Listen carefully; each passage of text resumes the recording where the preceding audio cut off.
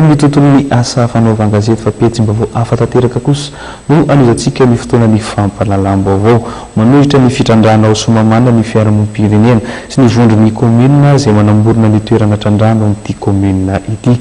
Misy araka izany androany ny fanambarana nataon'izy ireo niaraka tany Miaranarivo. Atsaharo ny fitrandrana Renakibony tany atao amin'ny faritra Itasy voakasiky ny permis minier laharana 4,700 sy 7,700 izay manimba ny tontolo iainana sy andrava sy anongotra ny mponina amin'ny fananana. Io no antso ataon'ny vondron'ny komina maromaro manamorona ny toerana misy ny fitrandrana Renakibony tany any amin'ny faritra Itasy iny miaraka amin'ny fiarahamonim-pirenena. Ny fahasimban'ny tontolo iainana amin'ny faritra iny no anisan'ny tena mahatonga ny olona hangataka ny fahatsara ny fitrandrana Renakibony tany io.